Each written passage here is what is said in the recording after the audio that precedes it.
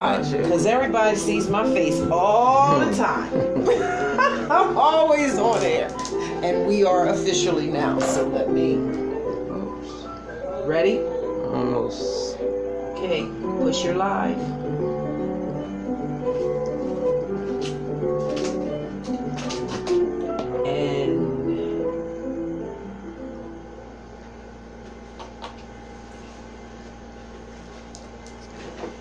And good evening. Welcome back to the Political Power Hour with Rachelle Wilson.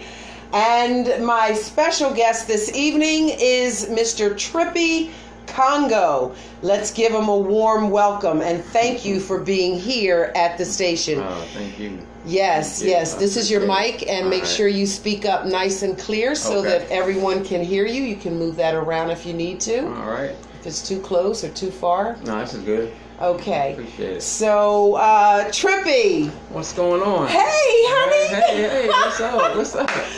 I don't want to talk about our age too much, but you and I both know. Your age. Yes. People need to know that you used to babysit me. So your dad and your father was my mentor. Him and a gentleman by the name of Charlie Smith that worked for the Wilmington Housing Authority. These two men, like 25, 30 years ago, allowed me to sit at the table with a room full of nothing but men with suits on. They sat me between them and taught me how to conduct business. And one of the things your dad told me, no matter what happens, don't smile. Whatever you do, don't smile.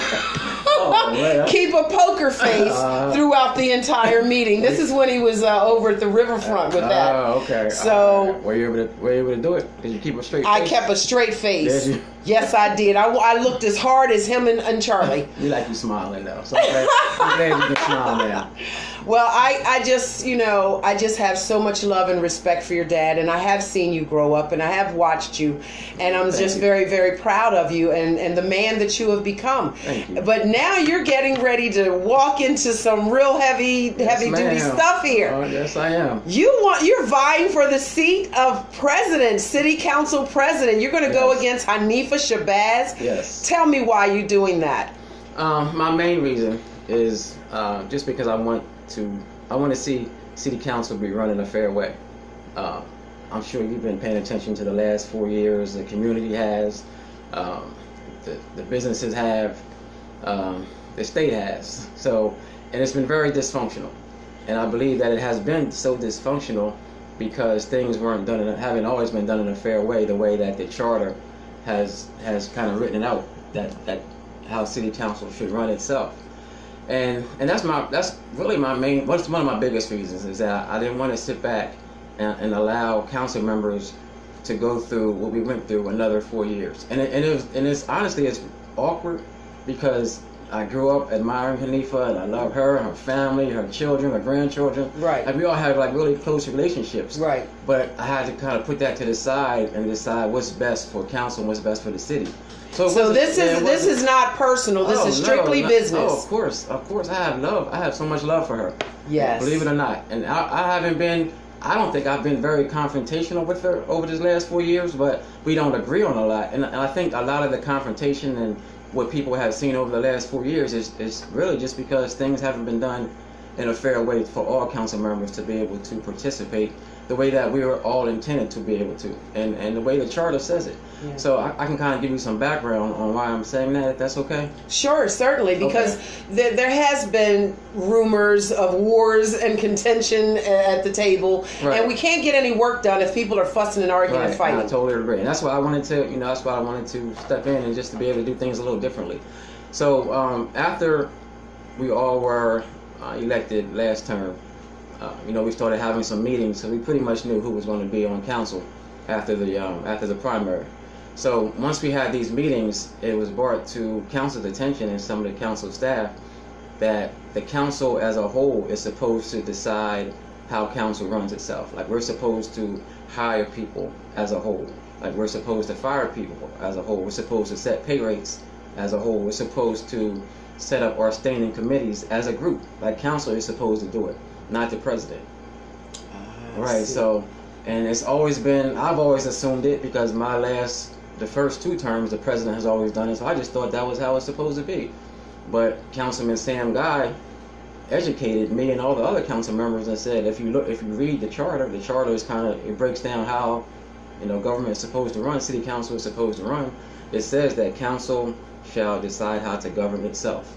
And the president's only difference is the president presides over council meetings, but everything else is supposed to be done as a group. So once Sam brought that to our attention, I'm not sure if you remember, but at the actual inauguration, that's where the contention started, because some council members wanted to do it as the charter. But the president, she didn't want to do it as a charter. She wanted to do it as the past presidents have always done it. And I don't blame her. I did, because I think once you know better, you're supposed to do better. Okay. Right. So she was just following what has always been done before her. Right. Okay. Right, exactly. And, I got you. And it wasn't personal. It wasn't because she was a woman. It had nothing to do with that. Like for me, it had nothing to do with that, because I didn't know. Now, and probably most elected officials didn't know, because it was never run like that. But once we knew, I think we're supposed to do as it's written. And she pushed back. So it was like from the very beginning, it was just like, okay, so how are we gonna get through these next 4 years with us knowing the rule, but our president not wanting to abide by it? So what the community saw during council meetings was just frustrations coming out and bursting at the seams, because we know that we're supposed to be a part of this group that is supposed to do things together. And that's what I would do as council president. Like people have always asked me, you should be council president, you should be mayor, but I'm not. That's not really my thing, honestly. I don't have to be at the head of the table. As long as I'm trying to help, and as long as I'm part of the group that's doing something positive, I'm okay. So I was like, Does the city county president have a particular district, or they just kind of over the whole city thing? Okay. Over the whole city. So, Trippi, I don't have to tell you. I mean, for all I know, you could be the person, your job may be taking care of the young teenager that was recently, shot around here. You're burying so many of our young people, and it's such a sad thing that you have to do that. Like so many, and I know that it's girls too, because girls are getting a lot more crazy, but it's certainly our boys, our young black males. It is. We're burying them, or we're putting them in jail. Do you have any thoughts or suggestions on what can we do to stop that or to slow it down? I think government plays a huge role. I think the community plays a huge role. I think it's up to government to look at the systems that have been in place for hundreds of years, that have placed our young black boys and now our young black ladies in predicaments where they're not getting educated the way they should be, where they're not being allowed to participate in like the way they should be. So we have to break down that systemic racism. That has to be addressed.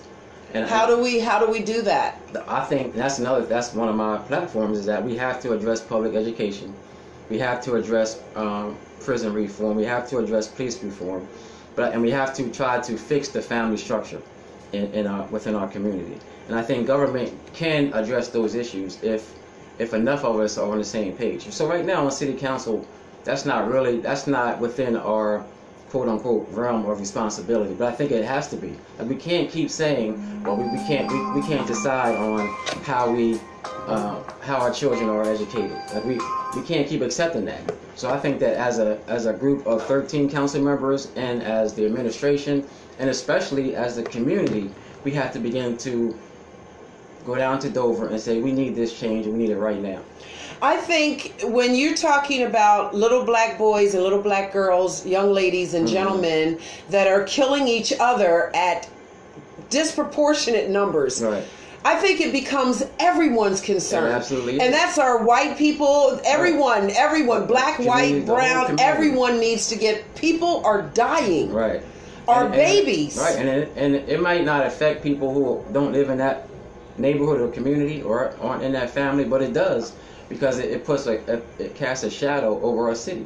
Yes. So even if you live in a development that doesn't have to every day deal with those kind of like the crimes and shootings, you still have to be faced that you're living in a city that has this cast over it, this shadow over it about how we're the murder capital of the world. Yeah, so everybody that's has to crazy. be a part of the solution, and you can't expect politicians, you can't expect to elect us and then say, go do your job. Like, we need your help when we're going down to Dover. Because if you think about it, the protests that came here, that worked.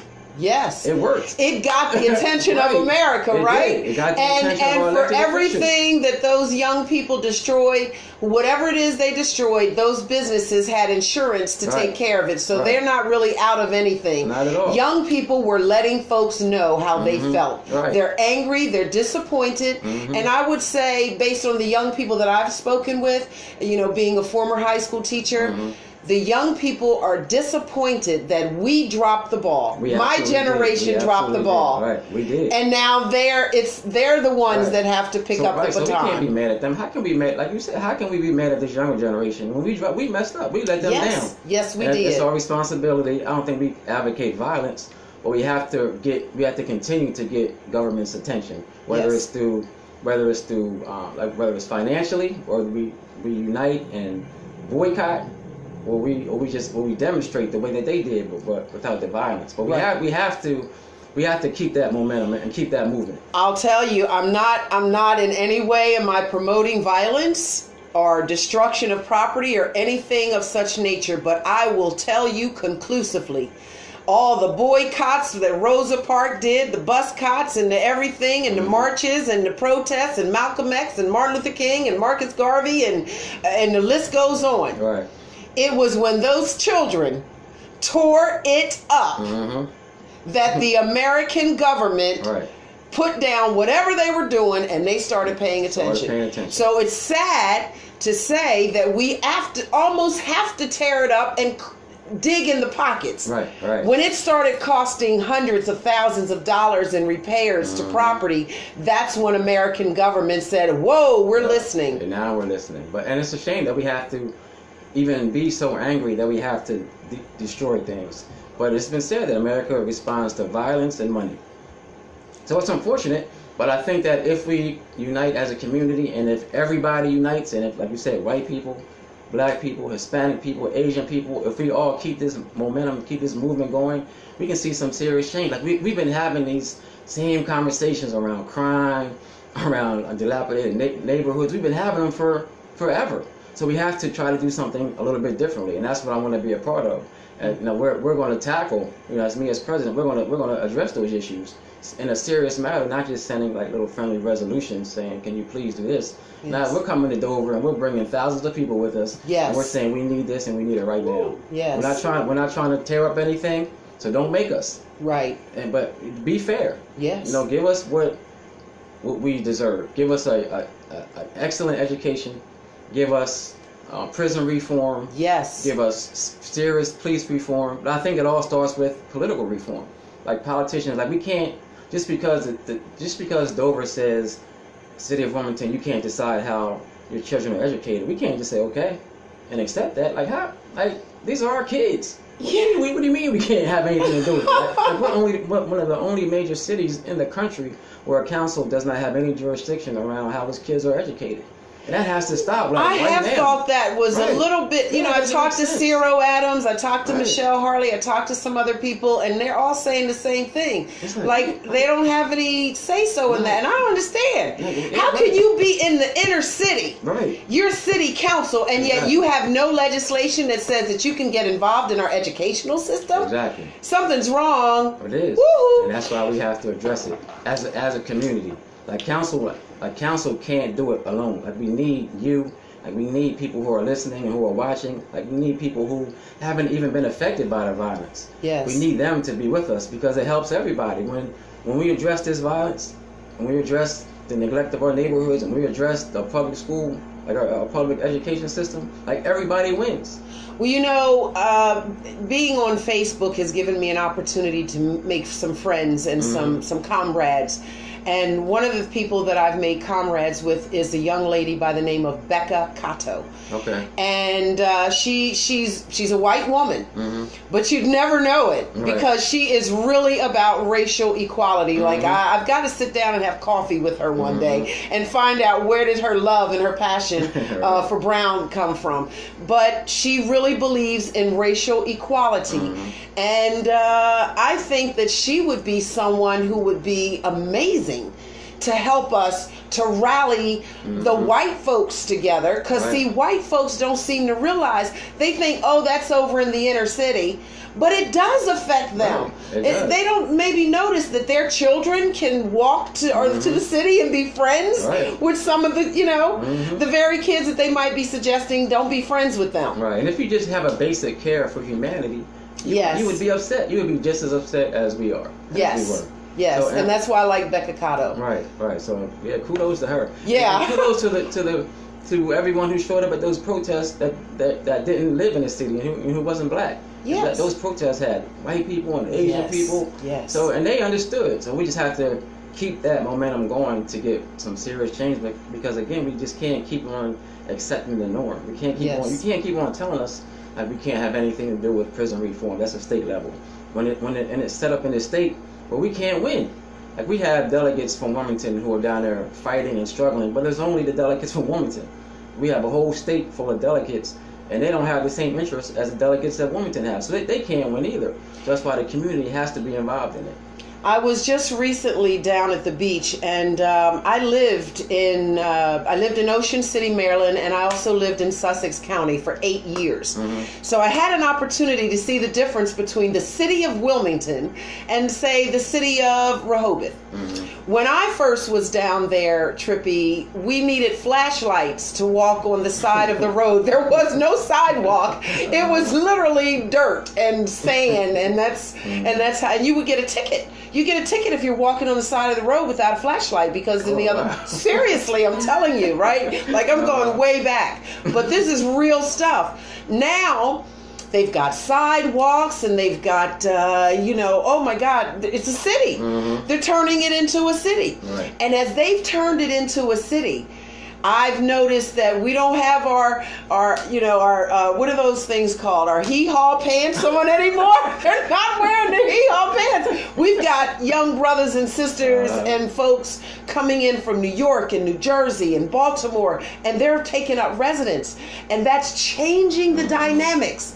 And I said all of that only to say, Sussex County has been safe, so-called, from the city life for a very long time. But they better get on board, because the way things are changing down there, they've got a city. They've got a city in Rehoboth now. I just think that education is the great equalizer. Like you shouldn't have people who don't want to move, who don't want to live in Wilmington because of our public education system, who want to live right across the line in Pennsylvania because of our public education system. Once we fix our schools, once we really put serious dollars in our schools, I think pretty much everything else works itself out. And once we start teaching things that the kids really need to be taught, like finances and how to maintain a household, and how important it is to to love your neighbor and pick up around your neighborhood. Once we start teaching them real, everyday types of subjects, I think everything else eventually will work itself out. Like we still have to put emphasis on those programs that are helping, but those are band-aids. Like until we fix like what's really wrong. Like we're profusely bleeding. We'll be having this conversation in 20 years. We'll be having the same conversation unless we fix what the real problem is. That would be so awful to have to see you now as an older man with silver hair, and you're still burying young black males. And people. But I have to ask you, with this COVID-19 coronavirus, will we ever go back to school?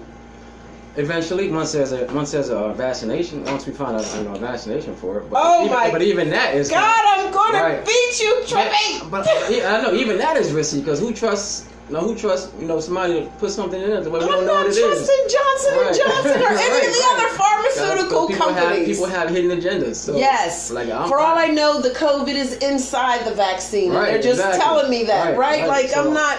I don't know if things would be normal for a very long time until we honestly, until there is a vaccination for a vaccine for it, or until we just learn how to socially distance and maybe it dies off. I don't know, but it's going to be different for a very long time. Well, I'm going to fight with you off air about this vaccine because I'm not taking a vaccine. If someone comes near me with a needle, guess what? It's going to be a whole showdown. I'm just saying that. It's a whole showdown. I don't know how. Like, what would you suggest? I don't know the answer. And there is no social distancing. How can I be socially and I'm distanced? We across the street. Hey, Trippi, how you doing over there? Yes, we'll never go back to what was. No, not. This is a whole new normal that's coming now. And I'm angry because I believe truly that it's on the highest levels, the highest levels of government have brought this down, knowing that it would affect us. us. It would affect us the most, okay? From whether it's us that we don't have medical health care or we don't go to the doctor, and then the kids and they're excited. We don't have swimming pools in our backyard and basketball courts in every corner. We've got a liquor store and a church. And then the rest is just what it is. So we got to make it work from where we are. What do you think about that? What can we do? Well, you brought up the church, and I think the church is probably the biggest component of us being successful in turning this thing around, because the church can touch so many different communities and so many different ethnic groups. And once the church gets involved and comes out of the church and comes into the community, I think the church has to lead this effort, because they can touch so many different people on a weekly basis, and it has to be like almost like a unified message from churches and from sermons from pastors every week on how we keep this movement going and how we keep people engaged and help them to understand how important it is that we just stay, that we don't get comfortable. Yes. So, don't get comfortable and complacent. Forgive me if I'm shivering. I've got the air conditioner on and I'm freezing in here. But I have to say, so it was Bishop Billy Lane. And for some reason, I was really, really impressed with him. And I'm getting beyond the politics on it all. But just because of the things that he was talking about, and one of the things he did say was to open the doors to the church and get the young people involved. That is correct. And I think that whether he takes the seat or doesn't, which I believe he's vying for 2nd District. Yes, so whether he gets that seat or he doesn't, I would love to see him engaged in city council. That's like just be a sidebar or something. It's important that those of us who are running and aren't successful, whether it's me, whether whoever it is, that we can't go away, we can't disappear. Right. And if our hearts are really in it, and if our hearts are really concerned about our children and our communities, we won't disappear. Yes. Because people are looking at us as those who can. People are going to vote for me. I might not win, but somebody has enough faith in me to say, Trippi, we trust you and we believe in you. Yes. So I can't say, well, since I didn't win, I'm not going to be a part of the solution. Like, we have to stay involved, and I gotta still go to council meetings. I gotta still do interviews with you, and we have to realize how important this radio station is. Yes. Oh my goodness. This is the only black-owned, black journalist radio station in the city of Wilmington. This radio station needs to be the #1 listened to radio station in Delaware. In every household, every car should have us tuned on and tuned in at all times. Because the media doesn't always give us a fair shake. The mainstream media never gives us a fair shake. So, and when we can come here and talk and be honest, and not saying that you should be partial, but you should let us just talk and give people the opportunity to tell a full story. Yes. And that's what I think this radio station has always done. Yes. And we haven't taken advantage of it. So I think that that's part of my new mission, is really to spread the gospel about this radio station and how important it is to our survival. Well, that's wonderful. And I'm embarrassed, honestly, that I haven't been here before. Like, this is my first time here. Well, it won't be your last. It definitely won't be my last. It won't be your last. I'm bringing people with me. Yes. So, we got to figure out a way to take take this radio station live on the streets so people can really know Yes. that you all exist and how bad we need to, how important it is to really support you all here. So. And I'll tell you, I'm the new girl. I'm the lowest, new person on the totem pole. Like, I came in through a journalist by the name of Pat Gibbs and Nosa Roma, Vic Cooper. So they were doing it, and I was like, well, which station is that? Where are you located? Right. And I'll tell you, I came in like a powerhouse. I just came in like that's my personality. Right. I came in like a powerhouse, and of course our station manager, he can be fire. So you got two fires, and like, you're gonna be an explosion. But we were able to work it out, and he is doing amazing things here, and giving me the autonomy to do things. I wanted to do this power hour, political power hour, get to know the candidates. There are other journalists out there who want to dig right into you with a screwdriver. Right. That wasn't what I wanted. I wanted the people to have an opportunity to listen, to hear who you are, and find out for themselves, like, oh, I like him, or oh, I didn't like that, or whatever their thoughts are. Just be fair and let you talk and get to know the candidates. And still ask the hard questions. Yes. You don't need to be sugar-coated, but but I don't have to dig a screwdriver down into your heart in order to ask you questions. So I really appreciate what you said. And now I've got more ideas. I'm going to do some more stuff. You have to. That's critical. I mean, this is amazing, and we haven't taken advantage of it. So I think that we have to. And it's up to those of us who are elected, those of us who are in the community and can kind of spread the word about what's going on right here. Yes. On the east side, like, we have to do that. Well, you're giving me so many ideas, but I won't say them on air. I'll just talk to you about them later. But I've got like 5 more ideas in my head now that I've got to pass by the station manager and see if I can get him to agree with me, right? He's a smart man. He knows your intentions. He sees your vision. Yes. So I'm sure he will. Yes. And Trippi, honestly, I see your vision, and I, like yourself, I grew up with, I call her Queen, Queen Hanifa. She's a mother and a pillar in the community. She's been doing this 20, 25, 30 years. I mean, so I would say it like this. I can't, I love both of you. I can't say who's going to do a better job. I don't know. But what I will say is this. I think if in a perfect world, which I know it can't happen, but even if you are the one that we put into that seat, I would love to still have her as your advisor, because she's an older woman and wise. That's crucial. But if she stays in the seat, then I'd like you to be her advisor. I would have to. That's my commitment. I'm not going to go away if I don't win. Yes. So I'm here. I love the community. I've been doing things in the community since I was little. My parents kind of raised me to always give back. Yes. So that's kind of that's my nature. So I wouldn't be able just to disappear. Right. So just the things that I want to bring to council are really, like I mentioned earlier, I want all council members just to be able to fully participate and to do what they were elected to do. And it's not personal. I just think that we could do a better job, and those frustrations won't be in the next session if everybody is allowed to participate.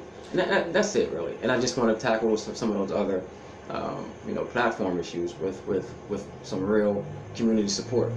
But I just think that I think that if people who vote for different councilmatic districts for council people, I think it's really like I'm going to allow them to be a full-fledged council person. Yeah. And it's not about me making all the decisions. It's about us saying, okay, how can we do this together, and how can we win, and how can we serve our community together?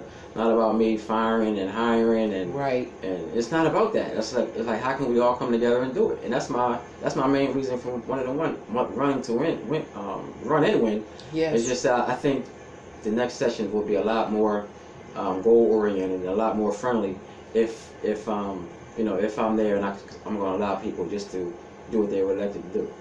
Well, I want to say again, because of the different in the ages, and to be an advisor to each other is awesome. Right. But I have to say, if you are elected into this seat, Trippi, you know, don't let people bamboozle you, because you really are a nice human being. Thank you. Like, you're genuinely, you have a beautiful heart. Thank you. And I just love that about you. And I do know your upbringing. I do know your parents, and I do know how they raised you. And if you have any of your dad's business savvy, you'll make an excellent city council president. Thank you. So, you know, however it goes down, no matter which one of you wins that seat, I really want to see the two of you work together, and bring it all home. And not only us, but other council members. Yes, I want to see Bishop Billy Lane, because of the promises that I heard him make about the young people and things like that. Like, he's an ear to the young people in the community. He would be an asset to sit on city council to help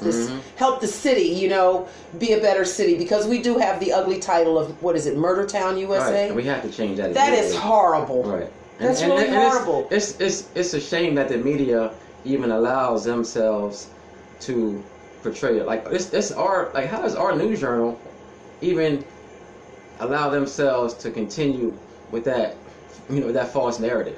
So we have to hold them accountable too. Yeah, I don't know where they came up with that, because we're such a small little city. How you gonna call us Murder Town, USA? It was like Newsweek or something. It wasn't a news journal, but the news journal has, I think, a greater responsibility to show the more positive issues that you know, things that happen in our city. We're a city of 70% minority, and we have, which makes us the majority. Right, and we have probably about 4 or 5% of people acting up.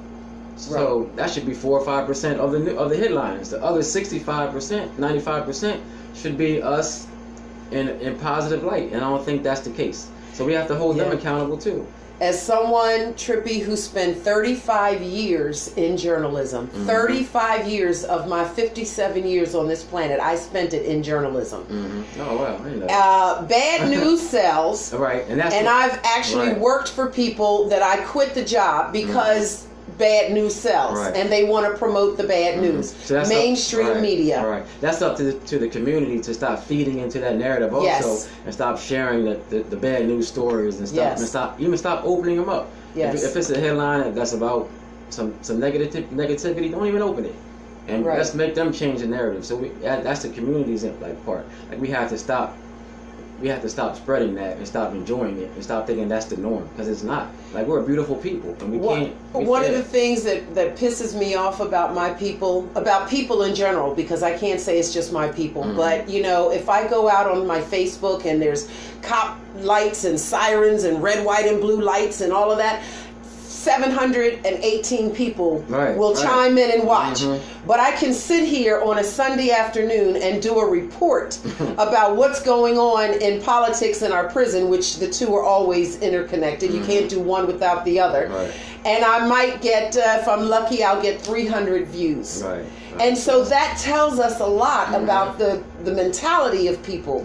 You know, the flashing red lights and the sirens. And I think changing the mentality is going to be extremely, extremely important. It will be. I had somebody that used to work for the News Journal come on the TV show and said that, and he admitted it. He said, we promote bad news, negativity, because it sells. It gets thousands of shares. It gets thousands of likes. So if you stop sharing it, stop liking it, we have no choice but to report something different. But if you're going to keep on sharing and liking and posting and thinking that that's, you know, really that's who you are, then they're going to keep promoting it. Don't blame us, right? So it's a two-way street. We have to hold them accountable. We also have to hold ourselves accountable. Yes, I agree. So you're listening to Rachelle Wilson and Trippi Congo here at WHGE. The call letters and the numbers are 95.3, 95.3 if you'd like to listen to us in the car or at the house while you're doing the dishes, feeding the kids, helping out with the homework or the chores, whatever it is. Tune in. This is Black Radio. This is us for you. Okay? So we're here to represent you and to celebrate you. Right. We represent you and we celebrate you here at WHGE 95.3. You're listening to Rachelle Wilson at the Political Power Hour, interviewing Trippi Congo for the seat of City Council President, which is right around the corner. And if you have not registered to vote, the doors are open to the station. Come Wednesdays, 11 a.m. until 1 p.m. We are here. Meet the journalists. Meet some of the candidates, because they will be here handing out their particular flyers and information. Come, talk to them, shake their hand, find out who they are. Ask them the tough questions. And the ones that don't show up here on Wednesdays, then you want to ask, why weren't you at WHGE on Wednesday for voter registration? That's what you want to ask them. Exactly. That's how powerful we have to make this radio station as a community. Yes. We have to make you so powerful that people just have to come here. Yes. Because they know that you're going to hold us accountable. They know that people are going to be tuning in.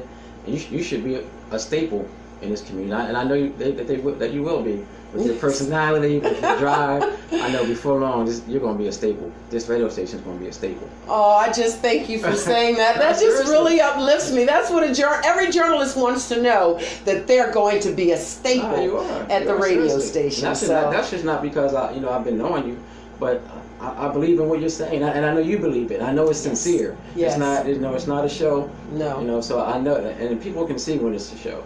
So people, whoever comes in here, they know that you're genuine, that you're sincere, and they have to leave here feeling better. Yes. They have to. Well, I don't know. When I get down on Sundays, sometimes I do a show on Sundays at 3 o'clock for my movement, the Make Some Intelligent Noise movement. And I'll tell you, Trippi, sometimes I just turn right into pure fire. I just turned right into pure fire. But you know what my mama said? What she said? Fire purifies. There you go. It allows new growth, right? Yeah. Burn down the old and build something new.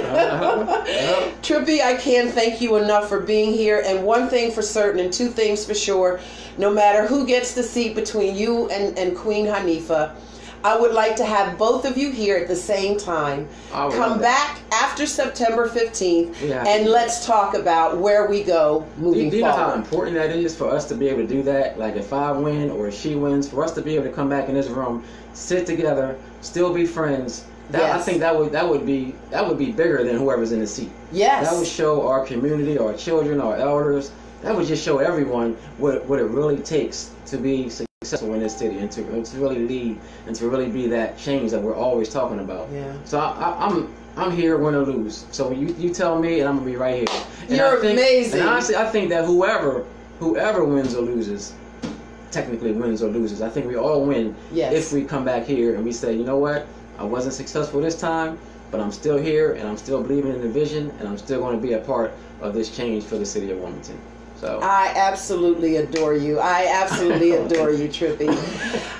Ladies and gentlemen, thank you so much for tuning in. You have been listening to the wonderful Trippi Congo, my friend, and he's running for City Council President, the seat of City Council President. And one thing I want you to take with you is what he has just said. Whether he win, lose, or draw, he is willing to sit in the seat and still continue his relationship with the incumbent Hanifa Shabazz. And you just can't beat that with a baseball bat. So tell the people how to reach you, how to get in touch with you if they want to continue to dialogue with you off air. Well, my Facebook page is Trippi Congo, which is my name, Trippi Congo, TRIPPI CONGO.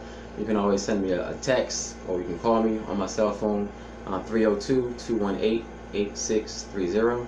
218-8630. You can send me an email at trippicongo@gmail.com. Or you can come here in a couple weeks and I'll be right back here. Yes. Absolutely. Right. You heard it right here, ladies and gentlemen. I cannot thank you enough for joining us here at the Political Power Hour. For both of my guests this evening, Mr. Don Farrell, who is vying for the seat of 4th District City Council, and of course tonight's guest, Trippi Congo, vying for City Council President. I'm Rachelle Wilson, and I'll be here on Sunday at 3 o'clock. I do hope that you'll be here. Meet me here at 3 o'clock on Sunday, and every Wednesday until the voting season is over, I will be here for the Political Power Hour every Wednesday from 7 until 9. Did you give your address?